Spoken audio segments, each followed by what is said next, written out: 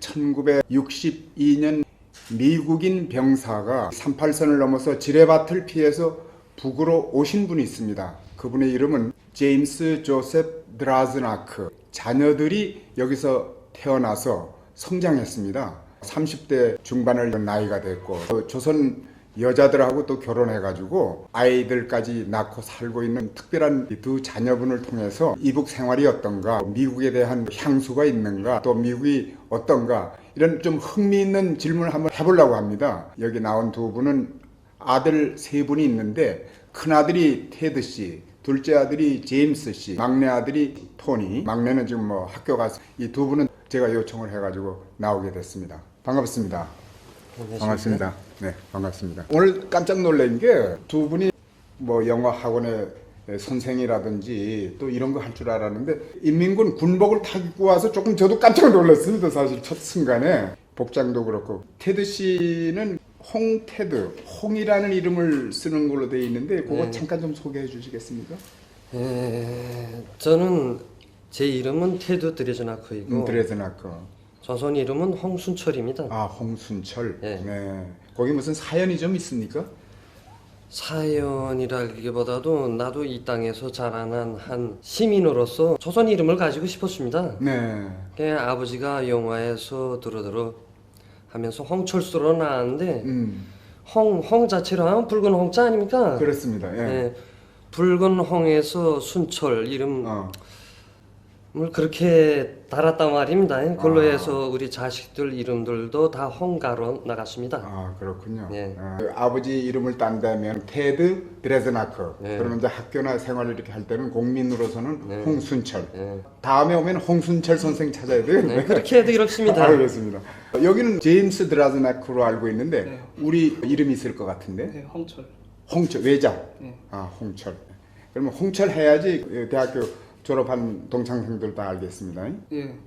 둘 다 압니까? 두 가지 다 압니다. 두 가지 다 네, 압니까? 자, 저분들이 이게 어떻게 자라나가지고 간단하게 자기 소개를 테드 씨부터. 네, 저는 1980년 12월 13일 평양 산원에서 태어났습니다. 아, 우리 무상치료 해책에 의해서 태어났고 위대한 영도자 김정일 동지의 크나큰 배려 속에서 학교를 다니고 소학교, 중학교, 그 다음에 외국어 학원을 거쳐서 평양 외국어 대학, 평양 외국어 종합대학이라고 그럽니까?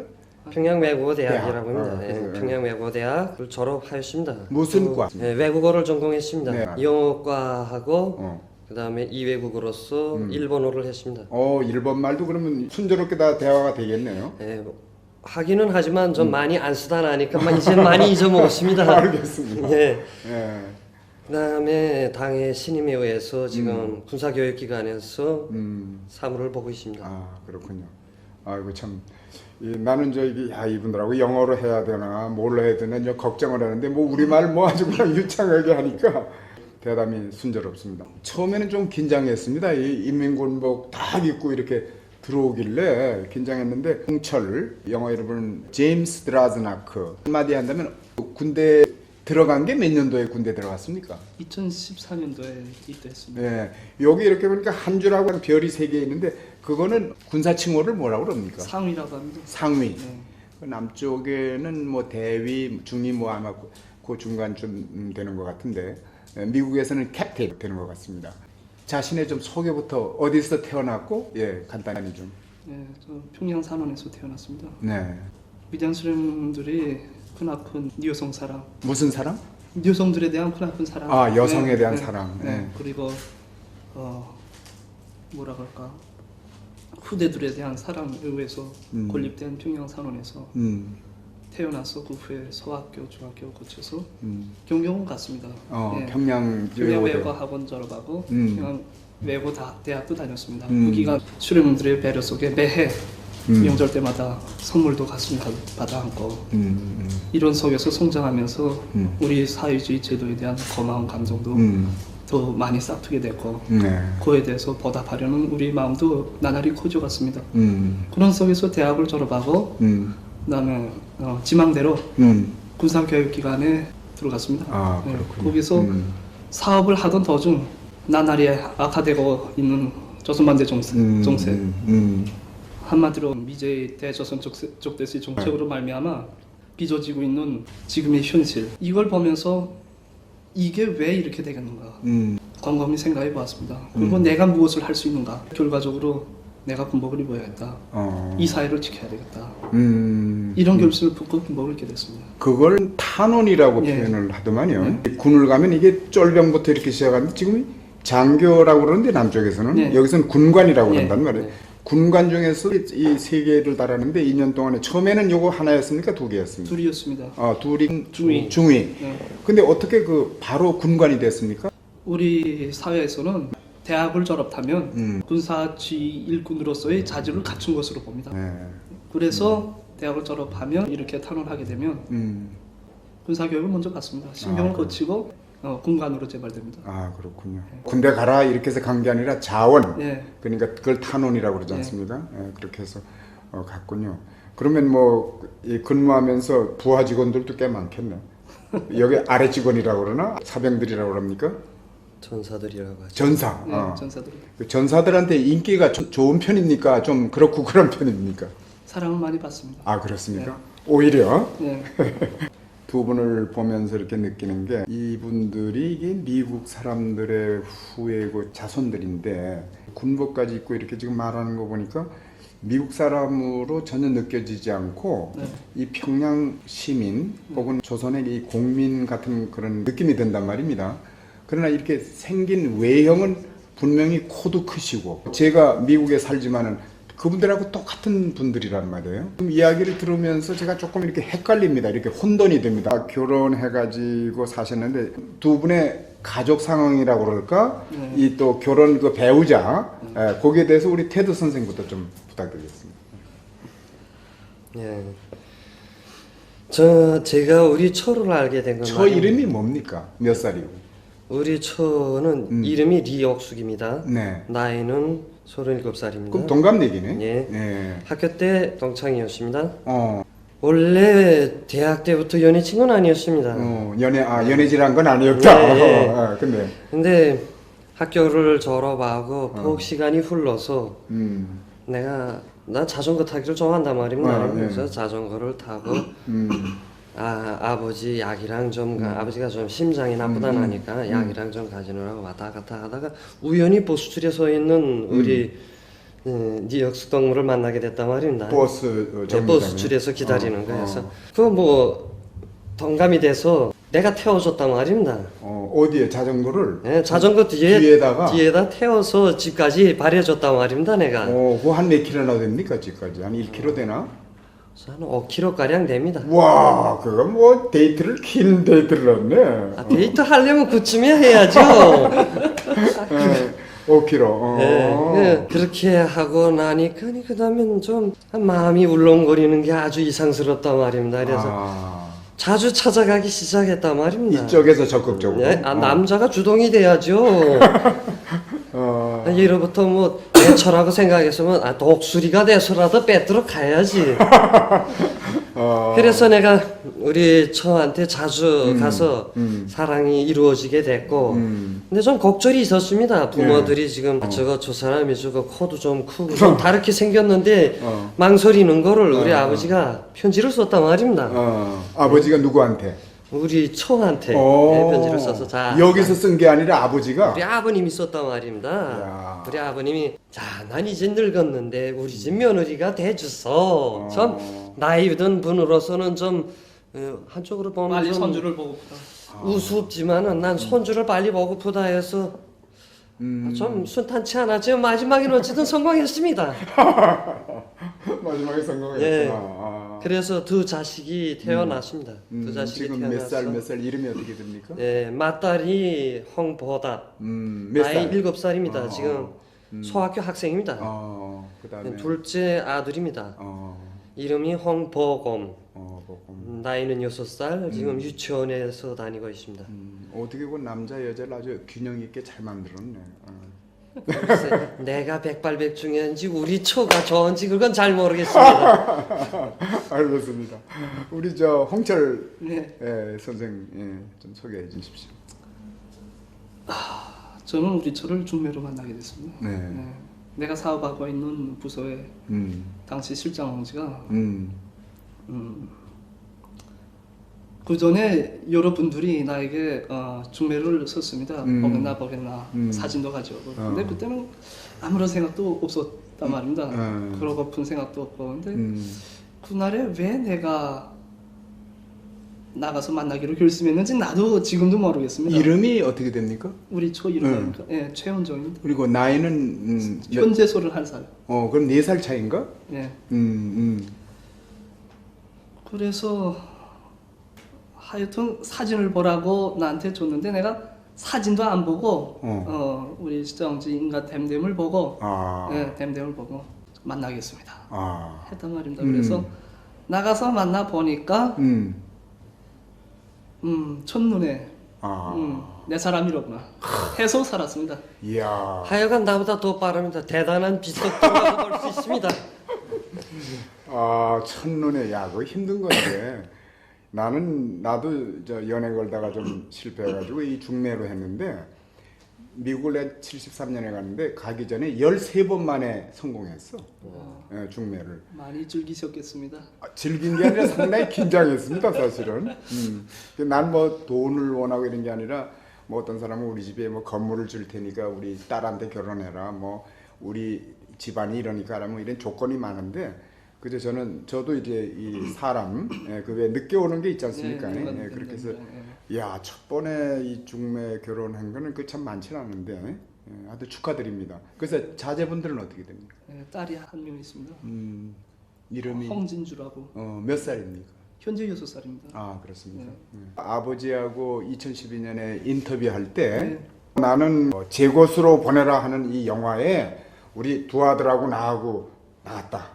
그렇게 말씀을 하시더라고요. 작품을 제가 직접 못 봤지만은 이야기가 1968년 그 푸에블로 사건 그걸 중심으로 해서 이렇게 했는데 그때 아버지는 어떤 역할을 했습니까? 그때 아버지는 나이 든 부코, 할아버지 부코. 함장의 아버지가 예, 되겠지? 함장의 아버지입니다. 그 역할로 나오고. 저는 그때 사승장성으로 나왔습니다. 별 4개 사성장군으로 북코로 나왔네. 아닙니다. 부코는 아닙니다. 그러면 부코 위에서 지시 주는 사람이었습니다. 지시주는 그 높은 사성장 대장으로 나왔네 결국. 그 역할을 했군요. 그다음에 우리 제임스 씨 국방성 산하 정보부 요원으로. KCI 같은 거. 예. 와, 그것도 무시무시한 직위로 또. 푸에블로 사건을 배경으로 한 영화군요. 예. 그게 첫 작품이었습니까? 예. 그게 우리 첫 우리들이 작품이었습니다. 출연한 첫 작품이었습니다. 아, 그렇군요. 예. 그 이후에도 지금 현재 기관에서 일을 하시면서도 가끔 우리말로 하면 엑스트라 조연 그 한다고 그러는데 그런 창조 출연을 하고 있습니다. 최근에도 혹시 무슨 영화? 예. 퍼성 없는 정부에 출연했습니다. 거기 두 분 다 아니? 두 사람. 같이 했습니다. 최근이라는 게 뭐요? 한두 회사에. 한두 회사입니다. 한두 회사에. 그것도 이제 조만간에 영화 나오겠네요. 1부부터 5부까지 나왔습니다. 1부부터 5부까지 나왔습니다. 이렇게 연재로 나오는 거구나. 네. 그렇군요. 그 생활 얘기 더 많이 듣고 싶은데 이제 준비한 질문 우선 아버지가 미국 사람인데 1962년 8월에 아버지가 인터뷰할 때 얘기를 들어보니까 너무너무 가난하고 또 가난해서 군대를 입대를 했다고 합니다. 미군에. 또 입대를 해서 보니까 너무 실망이 많고 마음에 들지 않고 생각하다가 결심해가지고 지뢰밭을 피해가면서 북으로 온 반세기가 넘었단 말이에요. 그런 분이 제가 평양 친선병원에 우연히 만나게 돼가지고 사실 여러분하고 저도 이렇게 인연이 됐는데 아버지하고는 저 친합니다. 나이도 같은 70세대고 그래서 결국은 아버지가 미국 사람이고 보니까 아버지하고 비슷하게 닮아가는데 그전에는 조금 호려했는데 지금 약간 좀 이렇게 몸이 좋아집니다. 이게 코가 크고 여기 사람들이 볼 때는 저거 미국 사람 같은데 이런 그 인상을 이렇게 하는데 어렸을 때부터 이렇게 생활하면서 내 얼굴이 미국 사람 얼굴이라서 좋은 경험도 있지만 때로는 또 어떤 경험이 없을까 그 좀 흥미로워서 우선 제임스 씨 한번 들어봅시다. 말씀 올리겠습니다. 제가 서학교를 다닐 쪽이랑 중학교 다닐 쪽이랑 일부 그러니까 편협하다할까 아니면 민족적 자부심이라 할까 이런 것으로 말미암아 어떤 학생들은 이렇게 좀 한마디로 내 듣기에는 좀 거부감 말도 하곤 했습니다. 근데 굴러던 동무들이 마지막엔 더 가까운 동무들이 된단 말입니다. 나에 대해서 깊이 알게 되고 서로 같이 생활을 하면서 이게 아니로구나. 내 동무로구나. 우리와 같은 사람이로구나 하는 걸 알게 된 다음부터는 비록 외모는 다르지만 외모는 다르지만 이자 선생님이 인터뷰 처음 시작하실 때 말씀하신 것처럼 외모를 보면 그런데 말하는 거랑 다 보면 조선 사람 같다 이렇게 말하지 않았습니까? 네. 그와 같은 경우로 어머들이 좀 처적으로 사랑을 받게 됐고 그 후로는 한마디로 내가 나이 먹고 대학에 갔을 때는 전혀 그런 걸 느껴볼 수도 없었습니다. 벌써 사람들이 지적 수준이 높아서라기보다는 우리 사회주의 제도의 뭐랄까 우월성이랄까 인종차별이 없단 말입니다. 첫째로 우리 사회는 인종차별이 없고 또 우리 장군님께서는 또 인덕정치로 우리를 모두 품 안아서 보살펴 장군님이라고 하는 건 김정일 국방위원장님을 말씀하시죠. 위대한 용도자 김정일 장군. 그 시대. 인덕정치로 우리 모두를 품 안아줘서 이렇게 대학에도 보내주시고 이렇게 하셨으니까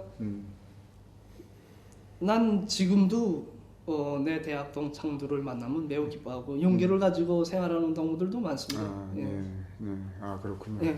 초창기 때는 좀 오해도 받고 듣기 싫은 이야기도 좀 있었지만은 오히려 이제 대화를 나누니까 더 가까운 동무가 됐다 이런 뜻인 것 같습니다. 우리 테드 씨 좀 경험담. 뭐 별로 크게 차이는 없습니다.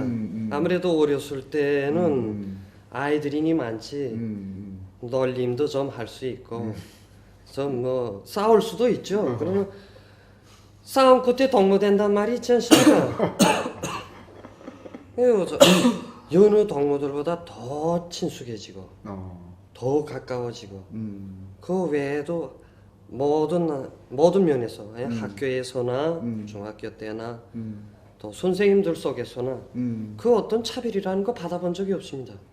오히려 더 뜨겁게 사랑을 받았고 그 누구보다도 더 따뜻하게 했다는 거. 때문에 차별이라는 단어를 잊어먹은 지 참 오래됐는데 선생님이 아주 유별나게 상기시켜드렸습니다. 왜냐면 이 미국에는 알다시피 인종차별이 참 심하지 않습니까? 그래서 그 흑인들 소요 사태, 폭동 뭐 이 등등 이게 지금도 또 뭐 백인 경찰이 흑인을 쏴 죽인다든지 이런 일 때문에 또 흑인들이 그 일어나고 이런 게 뭐 지금까지도 지속되고 있어서 또 혹시 북조선이라고 하는 것은 미국 하면은 철천지 뭐라고는 표현까지 쓰면서 결국 미국에 대해서는 굉장히 미워하고 쉽게 그런 게 있어서 혹시 미국인 얼굴을 했기 때문에 그런 순환이 좀 없었는가 하니까 초창기 때 약간 그런 건 있었지만은 친하니까 더 가까워졌다는 그런 뜻으로 제가 맞습니까? 네, 그렇게 느껴집니다. 아버지가 아주 가난했고 군 생활하다가 어려운 철조망과 지뢰밭을 넘어서 사회주의 나라 여기에 오셨는데 같이 자식으로서 살면서 아버지에 대한 생각이라고 그럴까? 아버지에 대한 마음 거기에 대해서는 어떻게 생각하시는지. 아버지에 대한 마음 말입니까? 네. 제가 아버지한테서 우리 아버님이 살아오신 경력에 대한 얘기를 많이 듣고 난단 말입니다. 들으며 들을수록 내가 느끼는 것은 아버님이 옳은 길을 택했다. 또 공화국의 품이 안기지 않았더라면 아버지의 지금까지 역사를 상상이나 할 수 있었겠는가 하는 것을 내 많이 의문하고 아버지하고도 얘기 많이 나눕니다. 정말 공화국의 품에 안겨 공화국의 품에 따뜻한 사랑 속에서 살았기에 우리 아버지 지금까지 모든 것이 설사 작은 성과라 하더라도 크게 대어받았고 또 지금까지도 우리 위대한 대원수님들과 또 한 분이 경애하는 김정은 원수님의 그 따뜻한 사랑의 품이 단 한순간도 멎어선 적이 없었다는 그것이 대단히 감사하게 생각되고 또 만약 아버지가 미국에 있어서 내가 미국 땅에 태어났더라면 내 자신의 운명 상태가 어떻게 됐겠는가 하는 이것을 나는 많이 생각해 보고 합니다. 내가 단적인 지대로 보충 대답 드리겠습니다. 저도 그에 대해서 많이 생각하곤 합니다. 우리 아버지의 자식으로서 또 현재는 내가 군관으로서 총대를 잡게 된 이유라고 할지 우리 아버지가 자본주의 사회에서 가정이 파탄되고 고아로 된 것이 다만 한 가정으로 해서 비롯된 일이라고 생각되지 않습니다. 이건 사회 악이단 말입니다. 이해하시겠는지 내 말을 조금 설명해. 네, 사회 악이단 말입니다. 다시 말해서 미국 지배층의 하는 정책 이제 인종차별도 그래서 있다고 저는 생각합니다. 우리 아버지가 결과적으로 고아가 되지 않았습니까? 네. 고아로 돼서 정말 인간 이하의 소년 노동도 강요했었고 그러던 속에 그걸 회피해 보려고 군대에 입대했지만 결과적으로 선생님도 아다시피 거기 현실도 같단 말입니다. 고연병이나 다를 게 없죠. 네. 네. 그래서 군복무를 마치고 다시 고향으로 갔건만 그 차가운 현실, 암담한 희망, 미래가 없지 않습니까? 공부도 소년 노동을 해야지 생명을 부지할 수 있으니까 공부도 중퇴했으니까 지식 정도도 모자리지. 그렇다고 가정 배경도 없지. 갈 길이 어디겠습니까? 돌아가야 직업도 보장 안 예, 되고 갈 가난의 길이 생활 정도. 연속. 예, 갈 길이 어디겠습니까? 그래서 재복 복대했단 말입니다. 그때. 그래서 남조선에 파병돼서 파병되기 전에 오는 도중에 우리 아버님 말씀대로 하게 되면 그때 사회주의에 대한 이야기를 많이 듣었다고 합니다. 그때부터 사회주의에 대한 동경의 마음이 싹 트기 시작해가지고 아, 사회주의 제도가 이렇게 좋구나 하는 걸 많이 느끼고 누구로부터? 미군 병사들로부터 그 동료들로부터. 네, 동료들로부터 이야기를 들으면서 그 중에도 아마 경영성이 조금 좋았던가 아니면 그에 대한 이야기를 좀 듣던 사람들이 있었던 것 같습니다. 그래서 그를 통해서 사회주의 사회가 그렇구나 하고 동경의 마음이 막 싹 트고 움트고 자기 현실이 너무 암담하다는 걸 느끼고 마지막에는 결단을 내리고 우리 공화국품이 안겠습니다. 내 말이 좀 길어지는지는 모르겠는데 네, 괜찮습니다. 네. 네. 우리 아버지가 공화국반부에 이렇게 우거 입국한 다음 처음에는 언어도 통하지 않고 생활도 식사도 잘 맞지 않습니다. 그렇죠. 풍습이 완전 달라졌기 때문에 하지만 그 누구 하나 미군에 복무했다고 차별 대우하지 않고 오히려 사랑을 더 주고 하나라도 더 해주지 못해서 이게 바로 우리 수령님들이 그만큼 사랑이 그대로 전해져서 우리 부모들한테 이렇게 온 것이라고 저는 생각합니다. 그래서 그 기간에 조선말도 익히게 됐고 조선말을 익힌 후에는 우리 수령님들이 로작 학습이랑 선집이랑 많은 학습을 했습니다. 왜? 도대체 사회주의 제도의 우월성이 뭐인지 진짜 알고 싶어서 말로만은 아니고 자기가 책들과 현실을 통해서 그걸 느끼려고 그걸 통해서 첫째로는 우리 수령님들의 위대성에 대해서 지도하게 되고 그 후에는 사회주의 제도의 우월성, 인민사랑의 정치, 인덕 정치에 대해서 깨닫고 동감을 가지게 됐으며 어떻게 하나 그에 대해서 보답하려고 그러던 걸 그 누구한테 말하겠습니까? 그 마음을.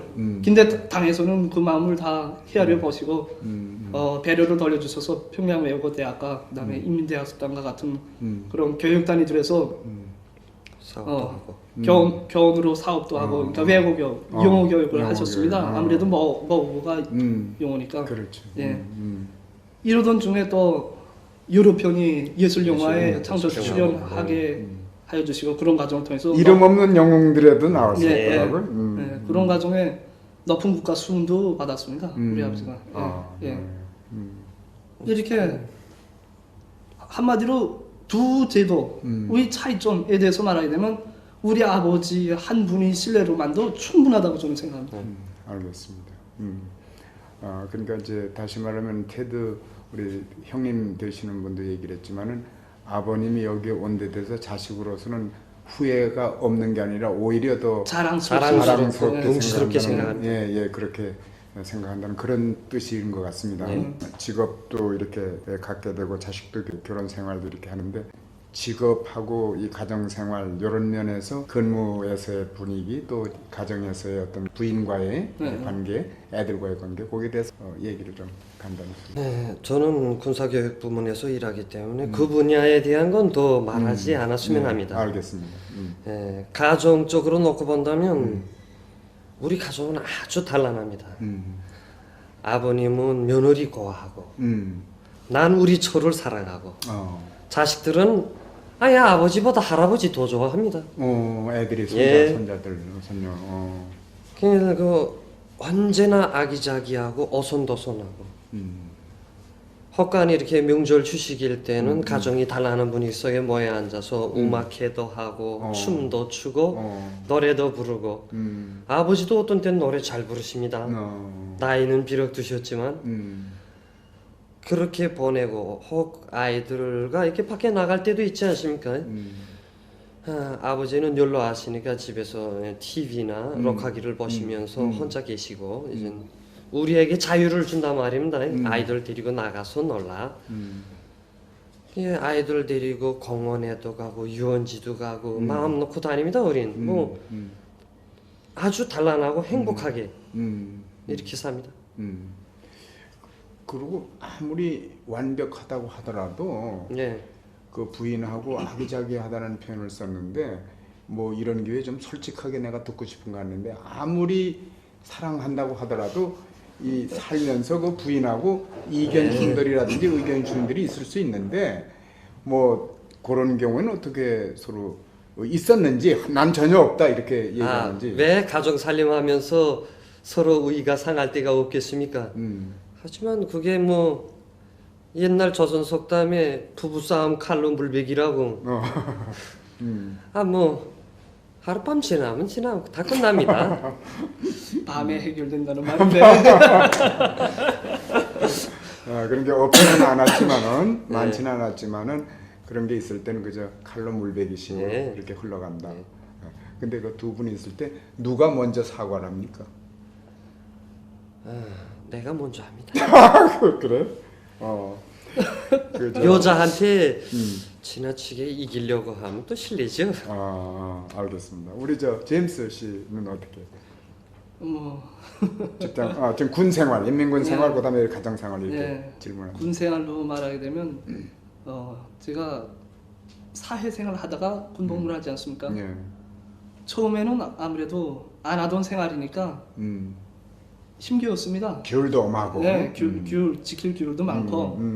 근데 그게 점점 몸에 익숙돼 가면서 참 이상한 감정인데 그게 바로 궁지감이랄까? 처음에는 이것도 해야 되고 저것도 해야 되고 할 게 많단 말입니다. 이렇게 생각했는데 그걸 지켜 나가는 과정에 자기가 성장한다고 생각하니까 그게 곧 궁지감으로 커지더란 말입니다. 그래서 이제는 그 균을 툴거리에서 벗어나면 막 불편하단 말입니다. 예, 적응이 완전히 됐다는 예, 얘기입니다. 집단이 아주 단합되어 있기 때문에 휴식일에 내가 느끼는 행복감이나 출근해서 뭐랄까 근무생활할 때 내가 느끼는 그 행복감 같고 화목함이랄까 도대체 어느 게 더 행복한지 모를 정도로 예. 그렇군요. 네, 좀 그렇다고. 그 가족 생활, 애들과의 이 집안에서 생활 그건 어떻습니까? 형님이 좀 부러워할 수 있는데 난 뭐 부모님도 모시는 게 없고 또 동생도 같이 데리고 있지 않다 보니까 완전히 단란하다고 하게 되면 표준입니다. 아주 사랑도 더 예. 저 어른이 안 계시니까. 예, 공공연히 사랑을 표시할 수 있단 말입니다. 예. 좀 안 됐네 여기. 좀 시샘이 나긴 납니다.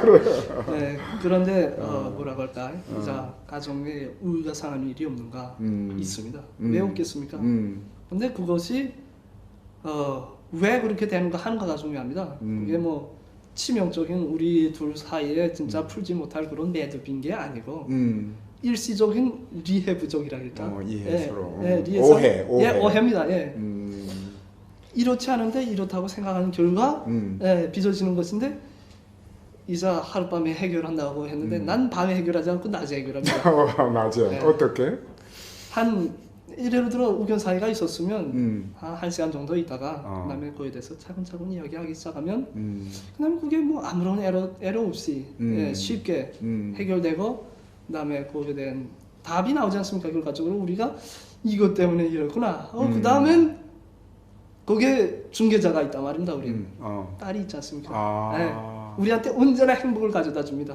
우리 딸이 눈썰미가 빨라서 그때는 예를 들어 아버지 이러면 안 돼, 어머니가 잘못 생각해서 뭐 이런 등 재판관 노릇 하면서 이 가정을 화목하게 그러니까 그래서 자식 없는 이거 가정들은 어떻게 생활할까 하는 의문도 가지곤 합니다. 네. 그 가만 듣고 보니까 그 형께서는 보니까 주로 밤에 그 문제 해결을 하고 저긴 낮에 해결을 하고 난 대화를 통해서 해결합니다. 그럼 또 얼굴도 좀 그렇게 느껴집니다.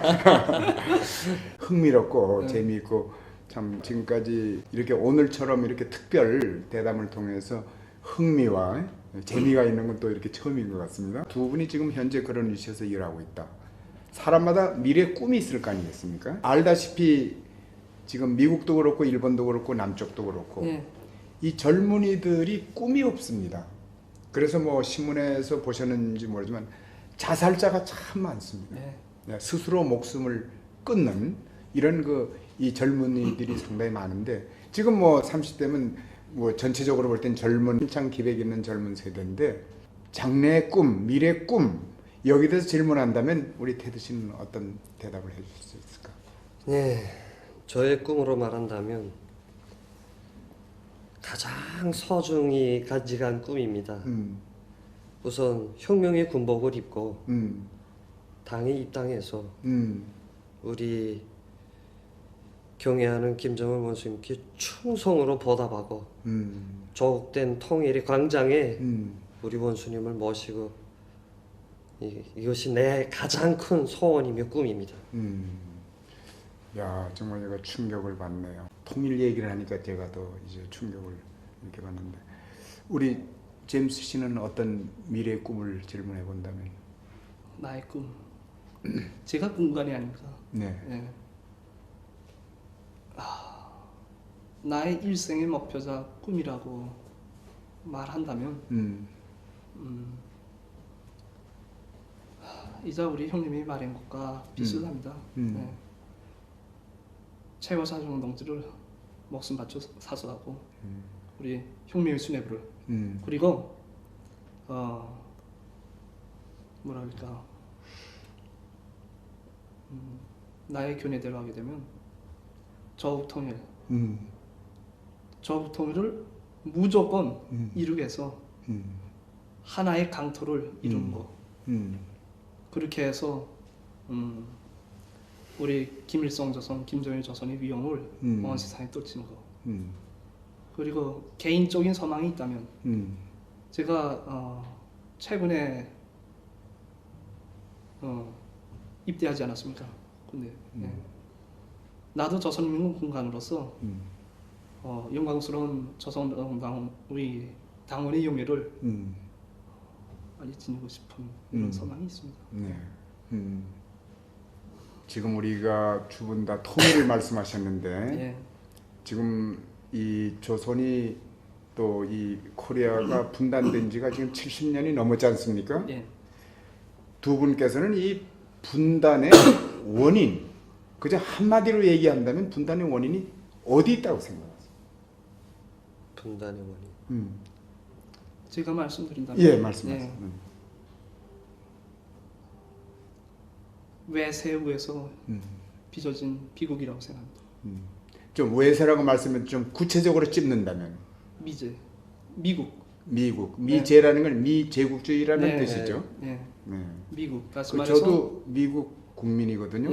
근데 저는 좋은 미국 국민 중에 들어간다고 하는데 저까지 포함시키는 건 아니겠죠.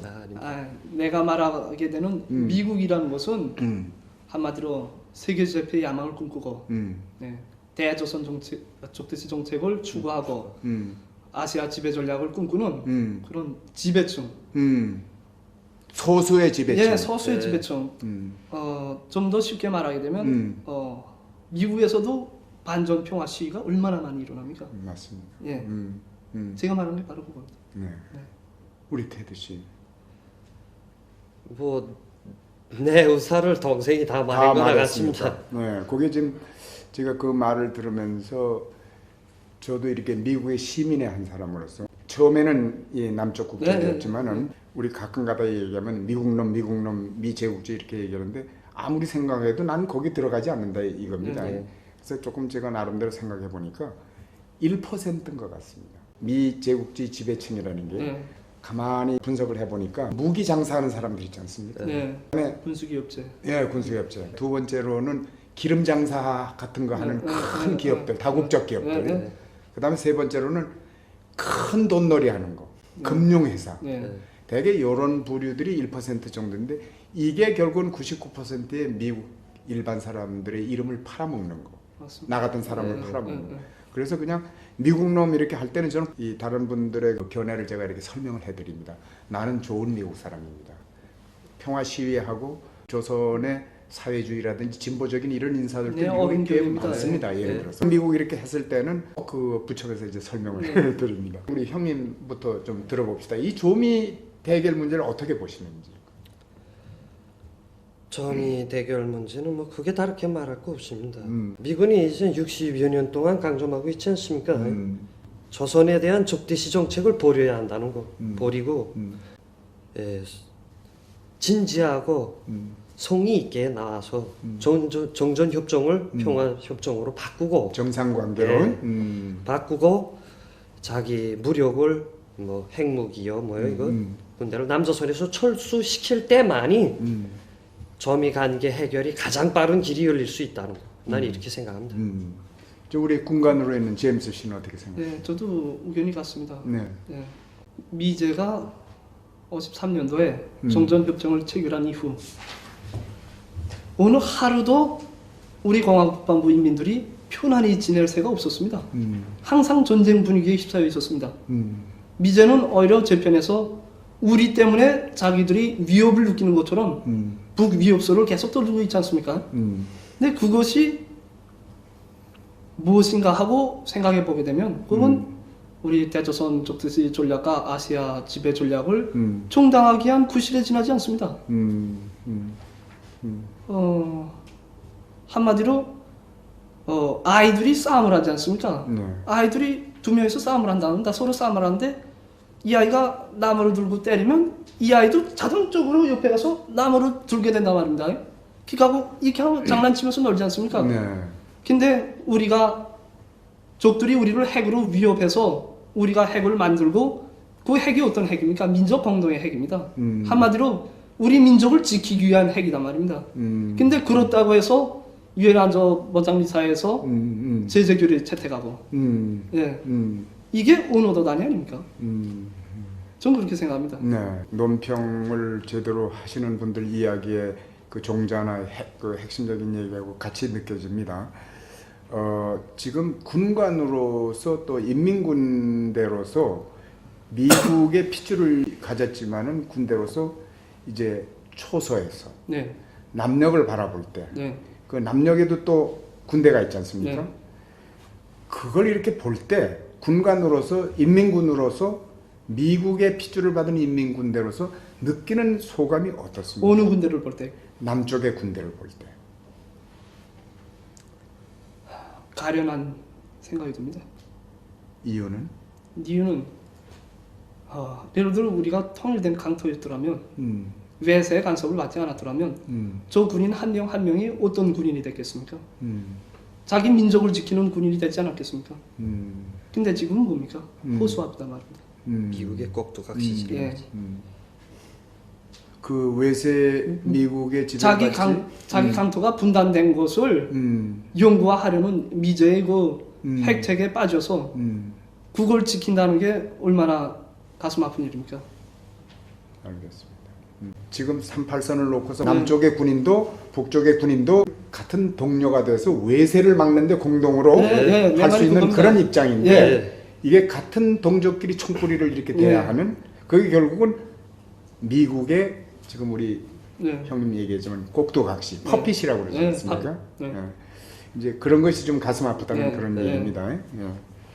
미국을 향해서 군관으로서 또 이렇게 기관의 한 국민으로서 미국의 피주를 이어받은 그런 분으로서 미국을 향해서 좀 충원이라고 할까? 미국에 내가 하고 싶은 소리는 조선에 대한 족대시 정책을 버려야 한다는 거. 그들이 이제 그만큼 못된 짓을 했으면 그 망상에서 깨어날 때가 됐습니다. 또 미국이 뭐 우리에 대한 뭐 인권 소동이요 뭐 이렇게 말하는데 우리는 아주 평등하고 자유롭고 이렇게 생활하고 있지 않습니까? 네. 수세에 보시다시피. 네. 그런데 미국은 어떻습니까?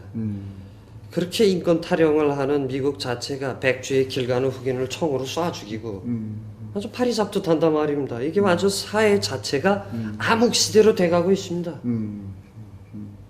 내가 하고 싶은 말은 그겁니다. 네. 미국은 이젠 자기 정신을 깨고 우리와 평화 협상을 해가지고 빨리 나가라 남조선에서. 그것만이 자기 자신을 구원할 수 있는 길이다. 난 이렇게 말하고 싶습니다. 예, 예. 노동신문에서 보도되고 중앙통신에서 보도됐던 자위력이라는 거 있지 않습니까? 네. 군관으로서 자위력의 하나의 수준이 간단히 좀 범위 내에서. 예, 말씀드리겠습니다. 우리 자위력 또는 국방력 위력에서 제일 첫 번째가 뭔가 그것은 용도자를 중심으로 해서 뭉친 일심단결입니다. 이건 그 누구도 깨칠 수 없습니다.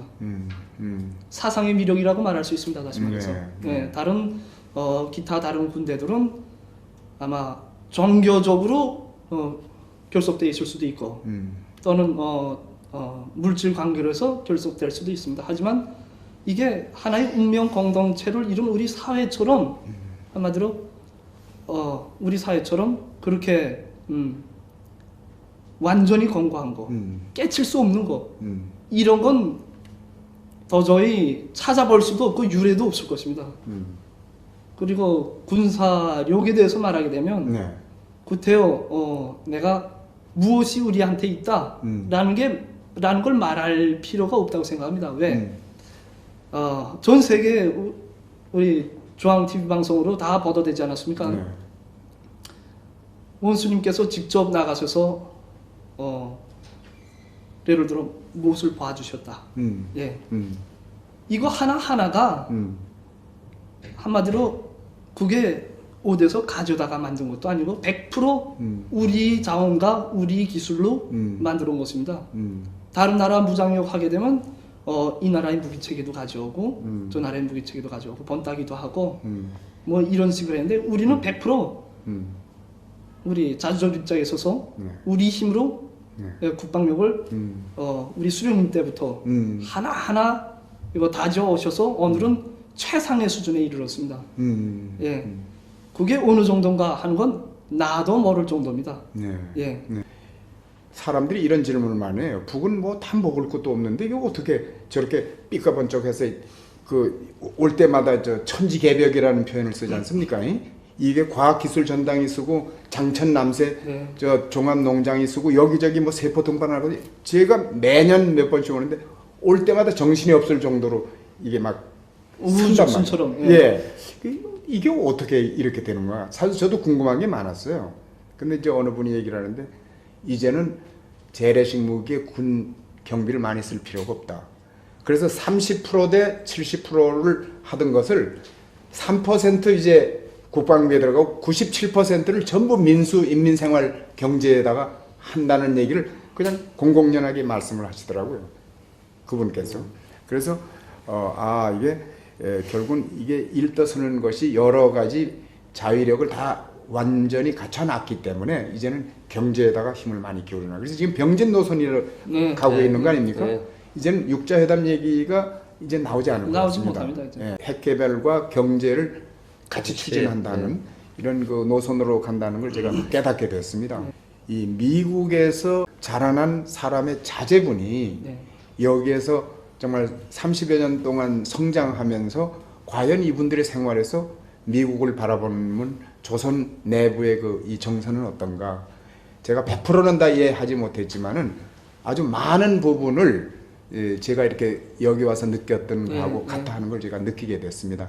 오늘 이 바쁜 중에 이제 70일 전투 다들 바쁘실 텐데 특별히 이렇게 시간 내주셔서 대단히 감사드리겠습니다. 네, 오늘 제임스 조셉 드라즈나크 여기에 넘어와서 이 자식들을 낳아가지고 이 자식들의 정신세계 또 이 의식세계 그 다음에 생활을 통해서 이 사회가 지도자와 군과 민이 어떻게 일치 단결되어 있는가. 이분들이 자위력을 갖췄지만은 그 자위력을 먼저 앞세우는 것이 아니라 지도자와 군민이 일심단결은 정말 이 핵탄보다도 더 위대하다 하는 이분들의 얘기를 통해서 일심단결, 이것이 가장 최대의 힘이라는 것. 그 다음에 자위력도 남의 힘에 의해서가 아니라 자기의 머리와 자기의 지혜와 자기의 소재로서 갖춰서 이제는 국제사회 그 어디에 내놔도 위협을 느끼지 않는 이런 조선민주주의 인민공화국을 건설했다고 하는 이런 것을 이번에 저는 확신 있게 관찰할 수 있었고 또 느낄 수 있었습니다. 주변에 있는 북을 모르시는 여러분들을 위해 시청한 내용에서 나온 남과 북이 손잡고 세계 최강국으로 될 수 있도록 남에 살든 북에 살든 우리 해외에 거주하든 우리 모든 동포들의 힘으로서 조국의 자주적 통일을 이룰 수 있기를 간곡히 바라면서 오늘 여기에서 대담을 마치겠습니다.